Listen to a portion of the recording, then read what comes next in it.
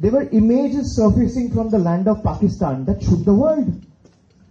There were images of Pakistan high-ranking military generals in army, and these are not mere pawns, or these are not some small-time officials. They are military generals. Pakistani army generals were seen attending funeral meets of terrorists. Osama bin Laden. Where was he found? He was found in a place called Abbottabad. Where is Abbottabad? Abbottabad is again in Pakistan. You talk about 2006 Bombay train bombings. You talk about 2008 Mumbai attacks. You talk about 1993 Mumbai blasts, where a series of blasts were conducted. Every terror attack, there was a hand of Pakistan. They are the one who have been nurturing terrorists in their backyard to destabilize growing economies. All of you are acquainted with the fact that India has surpassed Japan and grown to be the fourth largest economy in the world. We're at number 4 now. Very soon we'll be number 3. So it's a prime, I would say, a bit example of cutting one's nose to spite one's face. We go down, we pull you down. Pakistan is facing crisis in their own economy, trying to address issues in their own land, in their own country. And India is growing, developing rapidly. And we have been collaborating with various countries. We consider each one of you as our strategic partners, as our friendly nations. We share a common goal, a joint goal towards peace, prosperity. And we consider each one of you not only as our strategic partners, but also as one of our, moral allies. We want you to stand for what is correct. We want this to be raised in the important multilateral platforms like FATF, UN, ASEAN. And if you look up the net, and if you read the circulation that has been published worldwide in the last fortnight, India never strikes back immediately. The attack happened on the 22nd of April. Did we strike on the 23rd? No. Did we strike on the 24th? No. Did we strike on the 26th? No. 28th? No. 30th? No. 1st? No. We waited for 2 weeks, 14 days. We waited with the hope that Pakistan government will do something to bring the perpetrators to book and do justice to the enemies. Either you do justice to the enemies, or your enemies needs to be acquainted to justice, but justice needs to be done. We wait for 2 weeks, and then eventually India carried out this airstrikes.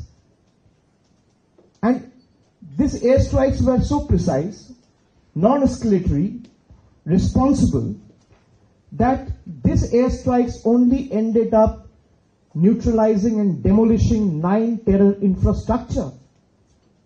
We neutralized the terror infrastructure without endangering a single civilian life. That is India. We are firm in resolve, yet honorable in action.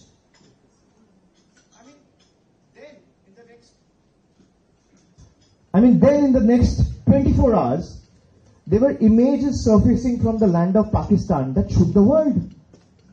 There were images of Pakistan high-ranking military generals in army, and these are not mere pawns, or these are not some small-time officials.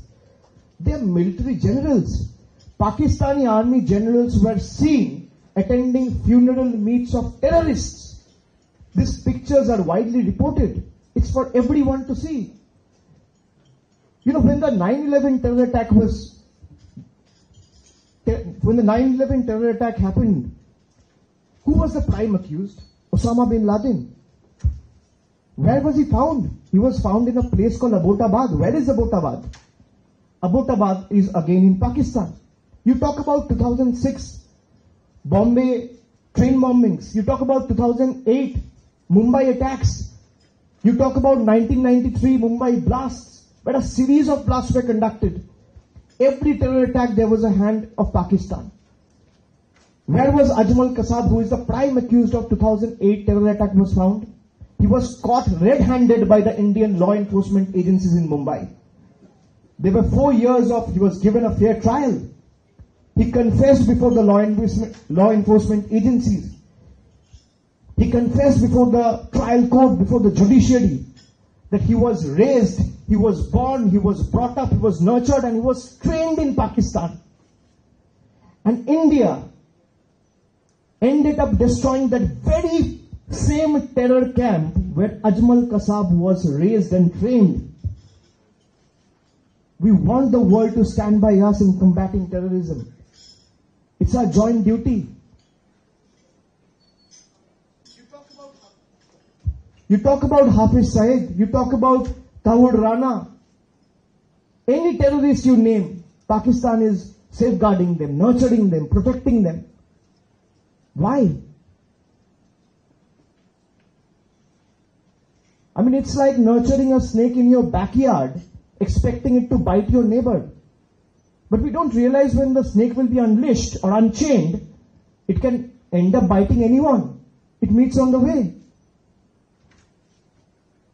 I have said this time and again, and I will put it again in a different analogy. If terrorism is a rabid dog, Pakistan is a vile handler. Pakistan will end up raising, breeding more rabid dogs till it's taught a lesson in the language it understands. And we are not talking about violence here. People in the West think that we have not started or initiated in a dialogue with Pakistan. We have been talking with them for the last 50 years. You know, government has changed in India. A lot of things have changed. There have been paradigm shift in everything. Prime ministers have come and gone. The government has changed. The president of the country has changed. But one thing remained constant is the conflict with Pakistan. They will not change. And we expect all of you to stand by us in combating terrorism. Our stand has been very clear from day one. You fire, we fire. You stop, we stop. We don't want violence. Now, in the last 50 years, there have been so many incidents of violence. And I want to request all of you, Your Excellencies, that India will never want to wage or start a war. We're the last one to talk about war. We have been engaging in a dialogue with them. In 2016, there were attacks in Pathankot and Uri. It's again a place in Kashmir. Pakistan wanted to start a joint investigation. We honored that commitment. But when you give or honor that commitment of a joint investigation with Pakistan, we give them enough proof of call data, records of the terrorist, voice sample, digital evidence. But it's like giving a thief the privilege to conduct investigation in a robbery which he only has committed. So I would leave it to that, and I would request each and every one of you to stand by us as strategic partners in combating terrorism and curtailing terrorism, so that we are able to put an end to this menace once and for all. Thank you. Nuclear weapon. So you should really be addressing this question to them. As far as we are concerned, we want to maintain peace. The Director General military operations of both sides are in touch, and that conversation will continue. But if you want us to have a bilateral dialogue about normalization with Pakistan, kindly provide us proof that you are done with terrorism.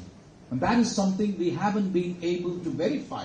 If there is verifiable action by Pakistan that cross-border terrorism will cease, we're happy to do whatever it takes to have good relations with them. Because I just want all of you, I think the Corps Diplomatique will understand, for India, Pakistan has to be a sideshow. We want to be the 4th largest, hopefully the 3rd largest. We want to lift people out of poverty, hopefully be a 5 trillion, 10 trillion economy, and make the transition from a balancing power to a leading power. This is not our main objective. But if you read the Army Chief's statement a week before the attacks, he makes it very clear that Kashmir is the jugular vein of Pakistan. You can see where he's coming from. The raison d'etre for Pakistan's army is enmity with India. Otherwise, they lose all clout. The Pakistan army was extremely unpopular, including the chief, for putting Imran Khan in jail, etc., just before the conflict. Right now, he's the most popular guy in the world. Why? Because he's rallied around the whole nation around India. News is blacked out. They say we won. In 1971, Pakistan said it won. So there is a history of, snatching victory from the jaws of defeat, or whatever you want to call it. So I think you have to see it in this context. Why Indonesia? We think India is actually a mirror image of Indonesia. In many ways, we look up to Indonesia. It's a great country with multi-plurality, all religions. It's the largest Muslim country. We are the second largest. We think our message will resonate with Indonesia. I will allow the honorable members of parliament to tell you how the conversation went. But from my perspective, there was strong condemnation of terrorism. There's tremendous sympathy expressed with the victims and with India. And I think India's right to defend itself against terrorism was appreciated and endorsed. That's what I would say, but I will leave it to the members of parliament. Thank you for your attention.